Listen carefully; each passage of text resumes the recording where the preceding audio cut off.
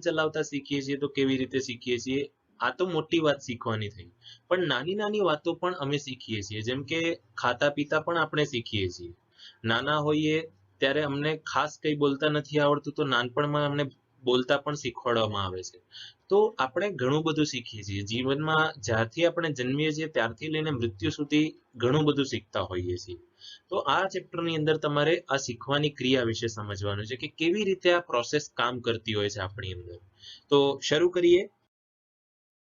સૌથી પહેલા પ્રકરણની રૂપરેખા જોઈ લઈએ કે કઈ કઈ વસ્તુ આપણે આની અંદર જોવાની છે, અને આ ખાસ યાદ રાખી લેજો.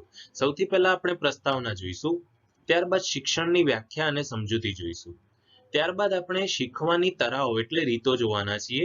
એમાં પહેલી રીતનું નામ છે અનુકરણ દ્વારા, બીજી રીતનું નામ છે પ્રયત્ન અને ભૂલ દ્વારા. હવે દરેક રીતની અંદર એક એક પ્રયોગ આવશે. અનુકરણની રીતમાં કોઈ પ્રયોગ નથી. પ્રયત્ન અને ભૂલ દ્વારા જે આપણે શીખીએ છીએ એમાં થોર્નડાઇકનો એક પ્રયોગ છે. ત્રીજી રીત છે અભિસંધાન દ્વારા. અભિસંધાન એટલે એક રીતે કહીએ કે લાઈફમાં જ્યારે કોઈ સિચ્યુએશન આવી જતી હોય છે કે ઠોકર લાગતી હોય છે ત્યારે ભૂલ કરીને જે આપણે શીખતા હોઈએ છીએ એને અભિસંધાન દ્વારા કહી શકાય. એટલે એમાં પણ પ્રશિષ્ટ અભિસંધાનનો પ્રયોગ છે અને એને લગતા મૂળભૂત ખ્યાલો કે પ્રયોગમાં જે નવા નવા શબ્દો આવે છે એ શબ્દોનો મતલબ શું થાય છે એને મૂળભૂત ખ્યાલો કહેવાય છે. ત્યારબાદ કારક અભિસંધાન દ્વારા જે શીખવાની રીત છે એમાં સ્કિનરનો સમસ્યા પેટીનો પ્રયોગ આવશે ને એ અભિસંધાનમાં જે મૂળભૂત ખ્યાલો છે, જે નવા શબ્દો તમારે શીખવાના છે એ આવશે. ત્યારબાદ આંતરસૂઝ દ્વારા. આંતરસૂઝ એટલે અંદરથી જે પ્રેરણા મળતી હોય કે ચલો આવું કંઈક કરીએ. આઈડિયા આપણે કહીએ છીએ ને કે મારા માઇન્ડમાં આવો આઈડિયા આવે ને મારું પ્રોબ્લેમ સોલ્વ થઈ ગયું, બરાબર. તો આંતરસૂઝ દ્વારા પણ ઘણી વખત વ્યક્તિ ઘણું બધું શીખી જતી હોય છે. તો આ આંતરસૂઝમાં જે પ્રયોગ છે બહુ જ ઇમ્પોર્ટન્ટ છે, કોલરનો ચિમ્પાન્જી વાનરનો પ્રયોગ, જેમાં ત્રણ અલગ અલગ પ્રયોગો થયા છે ચિમ્પાન્જી વાનર ઉપર. એક તો એક લાકડી વાળો, પછી બે લાકડી વાળો અને એક ખોખાનો પ્રયોગ. તો આ ત્રણ પ્રયોગો જે છે ચિમ્પાન્જી વાનર ઉપર થયા છે. તમારે શું યાદ રાખવાનું છે કે પ્રયત્ન અને ભૂલ દ્વારા જે શીખવાની રીત છે એમાં થોર્નડાઇકનો પ્રયોગ આવે છે. પછી અભિસંધાનમાં પ્રશિષ્ટ અભિસંધાનનો પ્રયોગ અને એના મૂળભૂત ખ્યાલો આવે છે. કારક અભિસંધાનની અંદર પણ સ્કિનર એક પ્રયોગ આવે છે, સ્કિનરનો પ્રયોગ સમસ્યા પેટીનો જે પ્રયોગ કહેવાય છે અને એના પણ મૂળભૂત ખ્યાલો છે. આંતરસૂઝમાં આવા કોઈ મૂળભૂત ખ્યાલો નથી, પણ કોલરનો જે ચિમ્પાન્જી વાનરનો પ્રયોગ છે એ ત્રણ ભાગમાં વહેંચાય છે. એક લાકડી વાળો પ્રયોગ છે, પછી બે લાકડી વાળો અને ત્રીજું જે છે ખોખાનો પ્રયોગ છે, બરાબર. તો આ રીતે આખું આપણે ચેપ્ટર સમજવાના છીએ. ચેપ્ટર બહુ લાંબુ નથી, ટૂંકું છે, પણ એને જ્યારે આપણે સમજીશું વિસ્તૃતમાં ત્યારે તમને આ ચેપ્ટર ખૂબ જ લાંબુ લાગશે, બરાબર. તો આજે આપણે ફક્ત ને ફક્ત પ્રસ્તાવના જોવાના છીએ આ લેક્ચરમાં, કારણ કે પ્રસ્તાવના જ એટલી સમજવા જેવી છે ને એટલી મોટી પ્રસ્તાવના છે કે આખો લેક્ચર આ પૂરતો છે, બરાબર. તો ચલો હવે પ્રસ્તાવના સમજવાનું શરૂ કરીએ. તો જુઓ કે મનોવિજ્ઞાન એ વર્તનનું વિજ્ઞાન છે. વર્તનના અભ્યાસ દરમિયાન જાણવા મળ્યું છે કે પૃથ્વી પરના તમામ સજીવોને તેમની આસપાસના પર્યાવરણ સાથે કામ પાડવા માટે શિક્ષણ અનિવાર્ય છે, બરાબર. કે જે મનોવિજ્ઞાન છે એને તો તમે જાણો જ છો કે વર્તનનું વિજ્ઞાન છે. હવે વર્તનનો જ્યારે અભ્યાસ કરવામાં આવ્યો ત્યારે એક વસ્તુ જાણવા મળી કે પૃથ્વી પરના જેટલા બી સજીવો છે એમની આસપાસ પર્યાવરણ સાથે કામ પાડવા માટે શિક્ષણ અનિવાર્ય છે. દરેક વસ્તુનું શિક્ષણ હોવું જરૂરી છે, બરાબર. કે કોઈ ખેડૂત છે જો એને ખેતી કરવાનું શિક્ષણ જ નથી તો ક્યાંથી એ તમને અનાજ પૂરું પાડશે અને ક્યાંથી પછી તમે જીવન જીવશો. એટલે પર્યાવરણ સાથે કામ પાર પાડવા માટે શિક્ષણ અનિવાર્ય છે. દરેક સજીવને પોતાના જીવન રક્ષણ અને નિભાવ માટે કોઈ ને કોઈ પ્રકારનું શિક્ષણ તો લેવું જ પડે છે. શિક્ષણને કારણે આપણા પરિવર્તન અને પરિસ્થિતિમાં થતા બદલાવથી મળતા જીવન રક્ષણ અને પ્રેરણા સંતોષને કારણે પ્રાણી કે માનવનું જીવન શક્ય બને છે. હવે શું થાય છે કે શિક્ષણને લીધે વ્યક્તિનું જે પોતાનું જે જીવન છે એને રક્ષણ અને નિભાવ એ કરી શકે છે, બહુ જ સારી રીતે કરી શકે છે. શિક્ષણને કારણે જે પણ પરિવર્તન આવે, સપોઝ માર્કેટની અંદર પરિવર્તન આવ્યું કે પહેલા જે મોબાઈલ હતા કીપેડ હતા, પછી ટચ સ્ક્રીન થયા અને પછી તો બહુ જ હાઈ લેવલના મોબાઈલ આવે, તો આ પરિવર્તન આવ્યું. તો પરિવર્તન અને પરિસ્થિતિમાં જે બદલાવો થાય છે, બરાબર. તો જો શિક્ષણ હોય આપણી પાસે, કોઈક વસ્તુ શીખેલી હોય, આવી બધી ટેકનિકલ નોલેજ ને આવું બધું કોઈ બી વસ્તુ, આ તમે ટેકનિકલ વાત કરી એવી તો ઘણી બધી વસ્તુઓ છે. તો જે બી પરિવર્તન કે પરિસ્થિતિ બદલાય તો એમાં જે જીવન રક્ષણ અને પ્રેરણા સંતોષને કારણે પ્રાણી કે માનવનું જીવન શક્ય બને છે. ક્યારે શક્ય બને છે? જ્યારે શિક્ષણ હોય છે ત્યારે. નહીં તો જો શિક્ષણ ના હોય તો બદલાવ આવવાને લીધે કે પછી પરિવર્તનને લીધે વ્યક્તિ જે જીવન છે એ સંતોષપૂર્ણ જીવી શકતો નથી. એટલા માટે જો જીવનના રક્ષણ અને પ્રેરણા સંતોષને કારણે જો વ્યક્તિને જીવન શક્ય બનાવવું હોય તો શિક્ષણ ખૂબ જ જરૂરી વસ્તુ છે. દરેક સજીવ પોતાના જીવન ચક્ર દરમિયાન મોટે ભાગે બે પ્રકારનું વર્તન કરતું જોવા મળે છે. એક સાહજિક વર્તન અને બીજું શિક્ષિત વર્તન.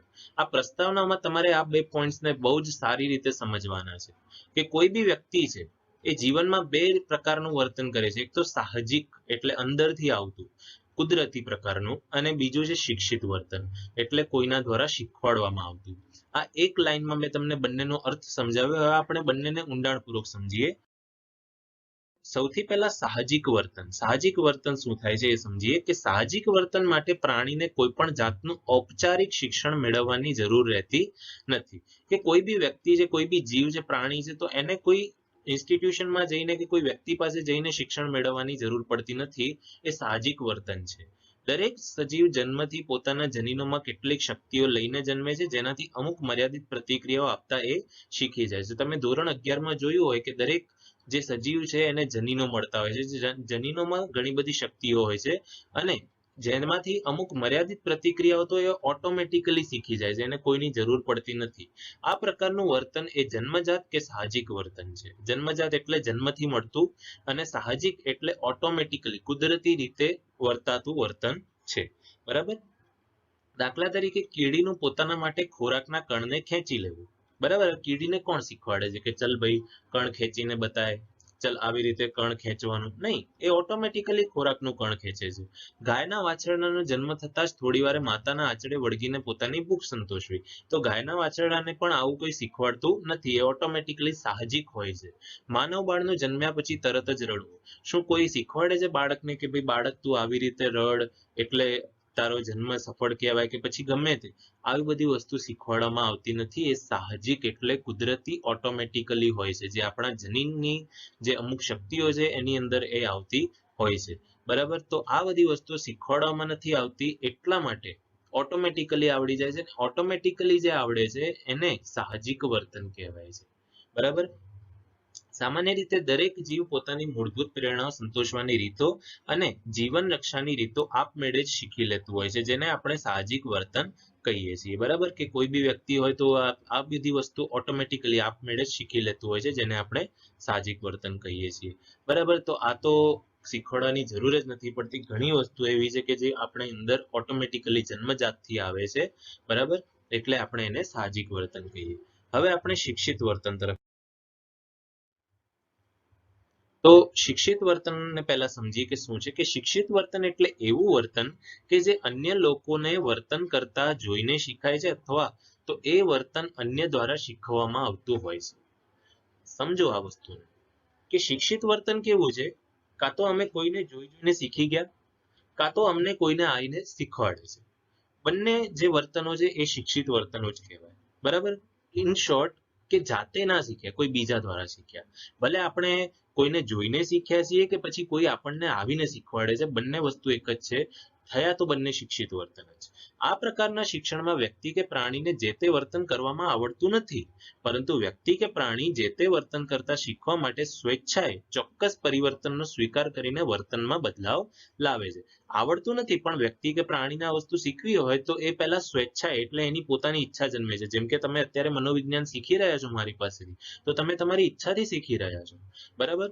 તો આ સ્વેચ્છાએ પરિવર્તનનો સ્વીકાર કરીને વર્તનમાં બદલાવ લાવે છે. આને શિક્ષિત વર્તન કહેવાય. પહેલા કયું વર્તન હતું કે કશું જ નતું આવડતું, હવે કંઈક નવું આવડી રહ્યું છે, જેને આપણે એક પરિવર્તન આપણે પોતાનામાં કર્યું, એક પોતાનામાં બદલાવ લાવ્યા. પોતાનામાં એટલે પોતાના વર્તનમાં. બરાબર? દાખલા તરીકે બારાક્ષરી નથી આવડતી, પણ પછી સ્વેચ્છાએ આપણે શીખ્યા. આપણને નાનપણમાં ઘણી લાલચ આપવામાં આવે કે આટલું લખીને બતાવો તો તમને આ મળશે. બરાબર? તો એના લીધે હવે આ પણ વસ્તુ આગળ આવવાની છે કે જે મેં તમને કીધું ને, પ્રલોભન. આને પ્રલોભન કહેવાય, લાલચ. બરાબર? તો લાલચ આપવામાં આવે છે કે ભાઈ આટલું લખીને બતાવો તો તમને ચોકલેટ આપવામાં આવશે. તો એક સ્વેચ્છા ઓટોમેટિકલી ઈચ્છા જન્મી જાય છે કે ભાઈ હા મારે શીખવાનું છે.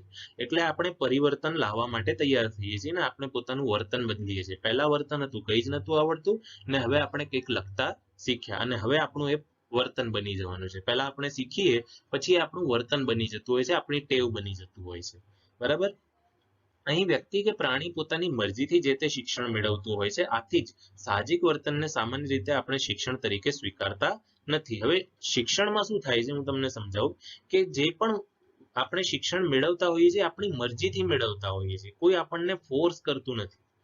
એટલે બહારની વ્યક્તિ ફોર્સ નથી કરતી. જ્યારે સાહજિકમાં શું છે કે તમે ઈચ્છો ના ઈચ્છો એ તમારી અંદર ઓટોમેટિકલી તમે શીખી જ જતા હો છો.